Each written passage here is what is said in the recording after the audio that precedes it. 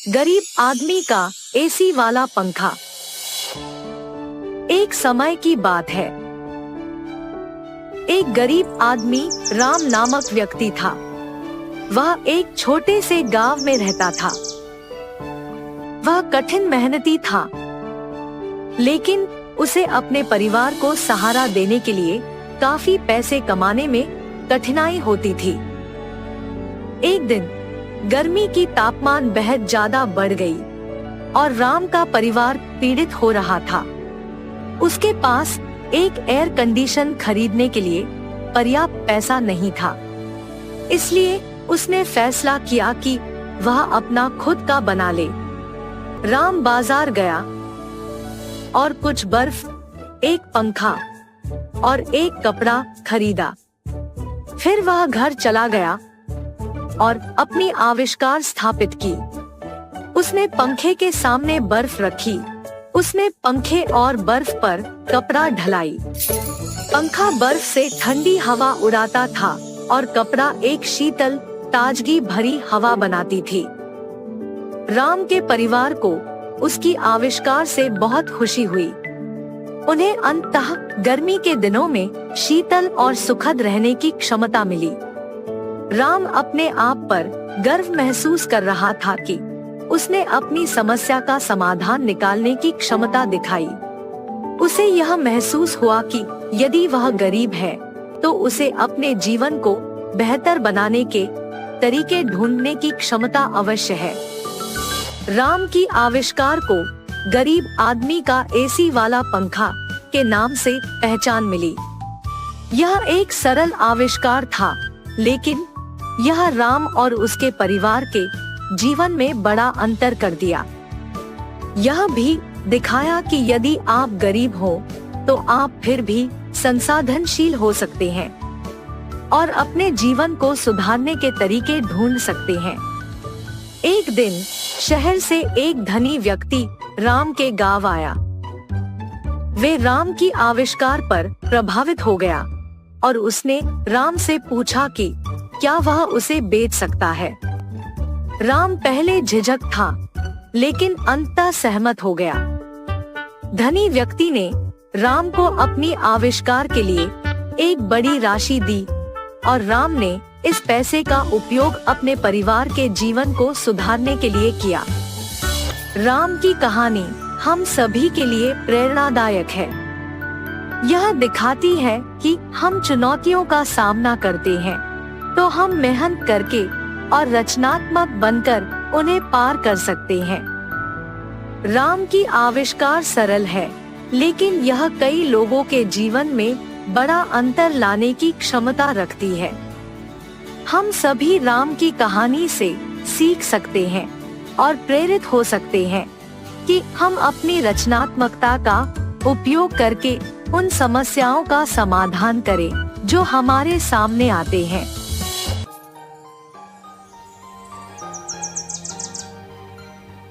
वाराणसी नामक एक शहर में था एक जवान लड़का देव, जो अपनी विधवा माँ के साथ रहता था।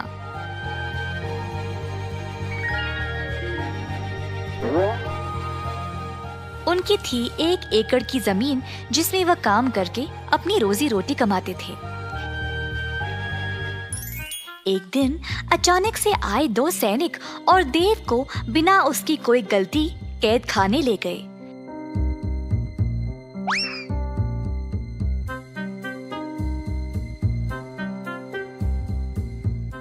देव की माँ ने सैनिकों से बहुत भीख मांगा, पर उन्होंने उनकी बात नहीं सुनी और उसको कैद खाना ले गए।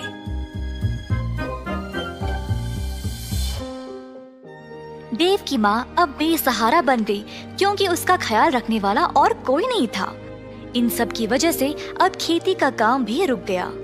इसी तरह दिन बीत गए और सारा खेत सूख कर नष्ट हो गया। कमाने का उनका यही जरिया था और अब माँ के पास कोई खाना भी नहीं बचा। देव की माँ को समझ नहीं आया कि वह क्या करे।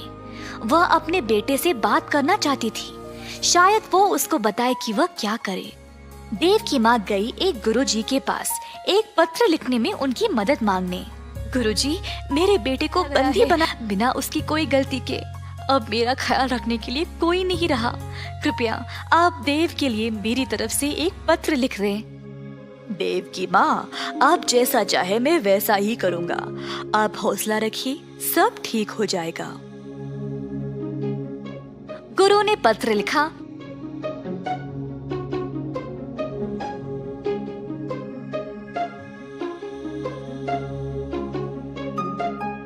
और फिर देव की माँ उसको कैद खाना ले गई। दरवाजे पर पहरेदार ने माँ को रोका। कौन हो तुम? मैं ये पत्र अपने बेटे देव को देना चाहती हूँ। आपको अंदर जाने की आवश्यकता नहीं है, पत्र को इस डिब्बे में डाल दो। देव की माँ ने वैसा ही किया और वहाँ से चली गई। कैद खाने पर जो भी खाना, पत्र या तोहफे आते थे, पहले पहरेदार उनको जांचते थे और तब ही कैदियों तक पहुंचाते। इसी तरह देव की माँ का पत्र भी पहले पहरेदार ने जांचा और फिर देव तक पहुंचाया। माँ का पत्र पढ़कर देव को बहुत बुरा लगा। वह सोच रहा था कि वह क्या करे जब उसके बाजू में एक और कैदी ने बोला, हे देव, तुम्हारे परिवार ने क्या भेजा है तुम्हारे लिए? कुछ नहीं भाई, बस ये पत्र है। मेरी पत्नी ने मेरे लिए मेरा मनपसंद केक भेजा है, पर इन पहरेदारों ने तो इनको पूरा खराब कर दिया। तो हमें जो भी मिलता है हर एक चीज की जांच होती है क्या? हाँ जी भाई साहब। देव को इस बारे में पता लगने के बाद उसने वापस अपनी माँ को एक पत्र लिखा। पहरेदार एक एक करके पत्र पढ़ते गए। जब एक पहरेदार ने बोला, हे, देखो इस पत्र में क्या लिखा है। क्या है, जरा दो इधर। पहरेदार ने फिर जोर से पत्र को पढ़ा। मैया, आप मेरी चिंता ना करें। बहुत साल पहले बापू ने हमारे खेत में एक मटका छुपाया था जिसमें बहुत सारा सोना और खजाना रखा है। आप उस मटके को खोद निकालो और फिर उस धन से आपकी सारी परेशानी समाप्त हो जाएगी। अच्छा, चलो भाई, जल्दी जाकर इस खजाने को ढूंढ निकाले। दोनों पहरेदार लालची बन गए और देव के खेत पर जाकर जमीन खोदने लगे। खोदते खोदते उन्होंने पूरे 1 एकड़ की जमीन को खोद दिया और उनको कोई खजाने का मटका मिला ही नहीं। जल्द वे थक गए। क्या करे ये ना जानकर दोनों पहरेदार वापस कैद खाना चले गए। अगली सुबह जब देव की माँ जागी तो उसने देखा कि सारा जमीन जोता हुआ था और ताज़ी मिट्टी बाहर आई हुई थी। देव की माँ ने फिर से खेती बाड़ी का काम शुरू किया और अन्य बीज बोया। धीरे धीरे वह पैसे कमाने लगी और कुछ ही समय में उसने काफी पैसे जमा लिए, जिससे उसने अपने बेटे को जेल से रिहा करवा लिया। अगर मन से कोई चीज चाहिए होती है तो उसको पाने के लिए कोई ना कोई रास्ता निकल आता है। कई साल पहले तिरुनगर एक नगर में था पटेल, जिसके पास था एक साड़ी की दुकान। पटेल के पूर्वजों से ये कारोबार चलते आ रहा था और उसके पिताजी इस व्यापार का अत्यंत आदर करते थे। पटेल के बड़े होने के बाद उन्होंने दुकान की जिम्मेदारी पटेल को सौंप दी। पटेल अपने पिता की बातों को अक्सर अनसुना करके केवल दुकान जाकर खाली बैठता था, बिना कुछ काम किए। एक दिन दुकान जाते समय रास्ते में पटेल ने अपने दोस्त पलंग को बुलेट की बाइक पर देखा। उस समय से पटेल भी बुलेट के सपने देखने लगा। वाह, काश मेरे पास भी बुलेट होती, मैं भी लाऊंगा और गली गली घूमूंगा। पर तभी पटेल को ये एहसास हुआ कि बुलेट खरीदने के लिए उसके पास उतने पैसे नहीं थे। निराश होकर वह दुकान पर बैठा रहा जब अचानक से उसको एक विचार आया। उसने अपनी दुकान के 3 कर्मी को बुलाया।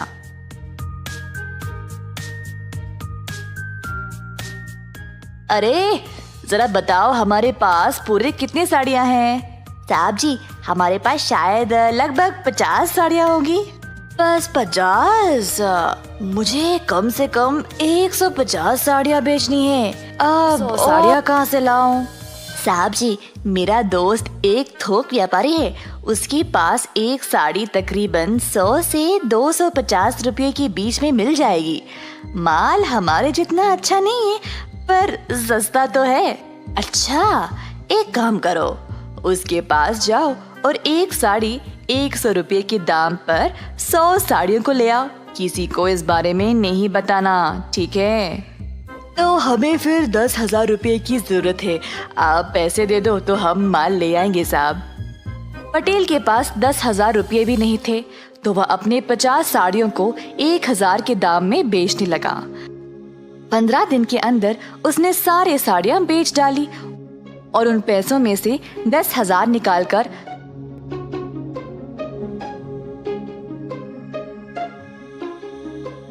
100 और साड़ियां खरीद ले आया। पटेल ने अपनी दुकान को ऐसे सजाया जिससे लोग आकर्षित होकर उसके दुकान पर आने लगे। एक साड़ी 1,000 रुपये के दाम पर खरीदने लगे। 1,50,000 कमाने के बाद पटेल ने अपनी मनपसंद बुलेट खरीद ली। एक दिन पलंग और उसकी पत्नी मनीषा बाहर जा रहे थे। रास्ते में मनीषा ने एक आदमी को साइकिल पर साड़ियां ले जाते हुए देखा। साड़ी वाले को रोककर पूछा, भैया कितने में बेच रहे हो? 100 रुपये में एक साड़ी मैडम। अच्छा, जरा मुझे दिखाओ। साड़ियों को देखने के बाद दोनों पलंग और मनीषा हैरान होकर एक दूसरे की ओर देखने लगे। सुनिए जी, पिछली बार मैंने ऐसी ही साड़ी पटेल की दुकान से 1,000 रुपये में खरीदा था। हाँ, सही बोला तुमने, कुछ तो गड़बड़ है। ऐसा कहकर पलंग और मनीषा ने साड़ी वाले को बाजार में लाया और सब लोगों को जमा किया। सुनिए सब लोग, मैंने पटेल की दुकान पर 1,000 रुपये में खरीदा था और ये लड़का वही साड़ी 100 रुपये में बेच रहा है। ये तो धोखा हुआ। मेरे साथ जो हुआ, मैं नहीं चाहती कि आप लोगों के साथ भी हो, इसीलिए मैंने आप सब लोगों को यहाँ जमा किया है। ऐसा कहते हुए सारे भीड़ पटेल की दुकान की ओर चल पड़े। पटेल ने अपनी नई बुलेट के लिए पूजा करवाया और अपनी दुकान की ओर आया। दुकान के बाहर इतनी भीड़ जमा देखकर हैरान परेशान हो गया। 1,000 में एक साड़ी बेच रहे हो और ये एक पोछे के लायक भी नहीं है। तुमने 100 रुपयों की साड़ी को खरीदा और हम सबको 1,000 में बेच रहे हो। क्या ये ठीक है पटेल? सारी भीड़ पटेल के ऊपर टूट पड़ी और धमकी देने लगी कि अगर वो उनके पैसे वापस नहीं करेगा तो उसको शहर से बाहर निकाल दिया जाएगा। जब पटेल के पिताजी को ये खबर पहुंची तो वह तुरंत दुकान पर आ गए। सुनिए भाइयों और बहनों, सुनिए, कृपया आप सब लोग क्षमा कर दे। आप सबको हमारी दुकान के बारे में कई सालों से पता है ना। जो मेरे बेटे ने किया वो बहुत गलत है। मैं आप सबको पैसे वापस लौटा दूंगा, क्षमा करें। ऐसा कहते हुए पटेल के पिता ने सबको एक एक करके पैसे लौटा दिए। सबसे छोटे बेटे हो, इसीलिए इतना लाड़ और प्यार से पाला है तुमको। तुम पर दुकान की जिम्मेदारी सौंपा ताकि तुम भी अपने भाइयों की तरह सफल बन जाओ, पर उल्टा तुमने मुझे ही शर्मिंदा किया। अगर मेरी एक भी बात मानते तो आज ये नौबत नहीं आती। उस दिन पटेल ने अपना सबक सीख लिया और ऐसी गलती दोबारा जिंदगी में नहीं दोहराया। एक लंबे समय पहले एक गांव में नारायणा और कीर्तना नामक पति पत्नी रहते थे। कीर्तना घर पे बादाम बनाती थी और नारायणा उस दूध को बड़े बड़े मटकों में डाल के उन्हें बेचता था। नारायणा बहुत ही लालची स्वभाव का था।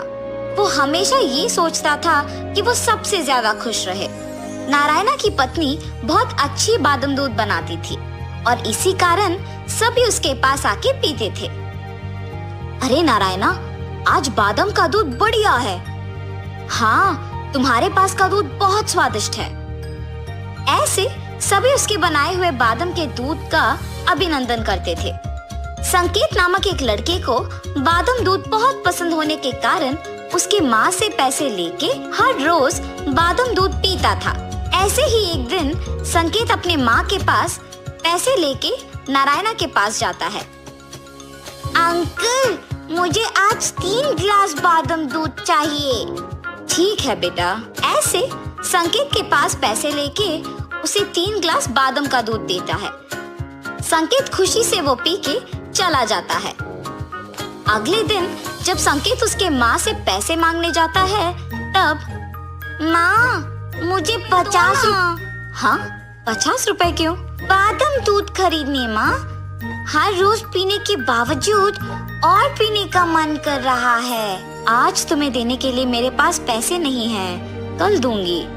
नहीं, मुझे आज ही पीना है, मुझे अब भी पैसे दो। संकेत, बात सुनो बेटा, कल मैं तुम्हें बादाम दूध पीने के लिए जरूर पैसे दूंगी। पैसे ना मिलने के कारण संकेत उसके घर से दूर एक पेड़ के नीचे बैठ के रोता है। उसी रास्ते से गुजर रहे एक साधु बच्चे का रोना सुन के उसके पास जाते हैं। बेटा, कौन हो तुम? क्यों रो रहे हो? मेरी माँ ने मुझे बादाम दूध पीने के लिए पैसे नहीं दिए, इसीलिए रो रहा हूँ। रोना मत बेटा, आज से तुम जो चाहोगे वो होगा। ऐसी शक्ति मैं तुम्हें दे रहा हूँ, लेकिन याद रखना, अगर तुम्हारे सहारे किसी ने इसका सही उपयोग नहीं किया तो तुम ये शक्ति खो दोगे। ऐसे कह के वहाँ से साधु चले जाते हैं। बादाम दूध पीता हूँ, वहाँ का सारा दूध मुझे ही मिलना चाहिए। ऐसे मांगते ही नारायणा के पास के सारा बादाम दूध संकेत के सामने प्रत्यक्ष होता है। उसकी आंखों के सामने उसका मनपसंद बादाम का दूध देख के संकेत शाम तक सारा दूध पी के खुशी से घर वापस लौटता है। लेकिन दूध कहाँ गया ये नारायणा को पता नहीं चलने के कारण वो दुखी होके घर लौटता है। अगले दिन भी जब वो बादाम का दूध लेके जाता है तो वहाँ से दूध गायब हो जाता है। उस कारण वो घबरा के ढूंढने लगता है, लेकिन शाम तक ढूंढने पर भी नहीं मिलता है और ऐसे ही दुखी होके घर के लिए निकलता है। रास्ते में उसे एक पेड़ के नीचे उसके मटके के जैसे कुछ दिखाई देता है और वो उसके पास जाता है। अरे, इन्हीं मटकों में तो मैं बादाम के दूध लेके बेचता हूँ। ये यहाँ कैसे आए और कौन लेके आया होगा? मुझे जानना ही होगा। ये सोचते सोचते वो सारी रात नहीं सो पाता है। नारायणा अगली सुबह उठ के हमेशा की बादाम का दूध मटके में भर के बेचने चला जाता है, मगर थोड़ी ही देर में सारे मटके गायब होते देख सोच में पड़ जाता है। हाँ, अब भी दूध गायब हो गया। अगर मैं उस पेड़ के पास जाके देखूंगा तो शायद कुछ पता चलेगा। ऐसे सोचकर उस पेड़ की ओर चलता है। वहाँ उस पेड़ के नीचे संकेत को देख नारायणा आश्चर्यचकित हो जाता है। वो उसके पास जाता है। तब संकेत दुकानदार को खुद उसके पास आते देख दंग रह जाता है। संकेत, तो तुम मेरे बादाम के दूध को गायब कर रहे हो? ऐसे पूछने पर संकेत डर के मारे चुप रहता है। तुमने ये सब कैसे किया? अगर तुम सच बोल दोगे तो मैं तुम्हें कुछ नहीं कहूँगा, वरना ये बात सबको बता के इस सब का पैसे ले लूंगा। अगर मैं इस अंकल को सच नहीं बता दूंगा तो मेरी माँ को सब पता चल जाएगा। माँ मुझ पे गुस्सा करेगी कि इतने पैसे देने पड़ गए। ऐसे सोच के उस आदमी के जोर से पूछने पर सब सच बता देता है। ये लड़का तो बच्चा है, इसको पता भी नहीं है कि उसके पास क्या है। मैं इस लड़के को बादाम दूध देके उस शक्ति का उपयोग करूंगा। इस गांव में सबसे बड़ा दुकान मेरा ही होना चाहिए और मुझे एक ऊंचे स्थान में रहना है। ऐसे मांगूंगा। तुम्हें मेरे पास का बादाम दूध अच्छा लगता है ना बेटा? तुम्हारे लिए मैं हर रोज मुफ्त में बादाम दूध दूंगा, पर मैं जो कहूँगा तुम्हें करना होगा, ठीक है? आप कह रहे हैं कि मुफ्त में बादाम दूध देंगे ना, तो आप जो बोलोगे मैं वो करूँगा। इस गांव में सिर्फ मुझे बादाम के दूध बेचना है। इतना ही नहीं, मुझे एक बड़ा दुकान लगा के बादाम दूध को बेचना है। ऐसे मांगो। सांकेत साधु की बातें भूलकर नारायणा की वही मांगता है। उस कारण वो उस शक्ति को खो देता है। बहुत बार प्रयत्न करने के बावजूद कुछ नहीं होता है और इसीलिए वो दुखी हो जाता है। इतने में सांकेत को साधु की बातें याद आती है और वही बात नारायणा को बताता है। तब नारायणा को उसकी गलती का एहसास होता है कि उसने कितना लालची स्वभाव से सोचा था। मेरे स्वार्थ और लालच की वजह से ही इस लड़की की शक्ति का सही उपयोग नहीं कर पाया। अब से मैं सभी की भलाई की प्रार्थना करूंगा। ऐसे फैसला करता है। सांकेत, तुम्हारे मर्जी के अनुसार ही हर रोज मैं तुम्हें बादाम दूध दूंगा। यहाँ जो हुआ वो किसी को मत बताओ, ठीक है बेटा? जी अंकल। तब से नारायणा उसका स्वार्थी और लालची स्वभाव छोड़ के सबकी सहायता करते हुए सांकेत को दिए वचन के अनुसार हर रोज बादाम का दूध देते हुए उन्हें बेच के पैसे कमा के खुशी से जीता है।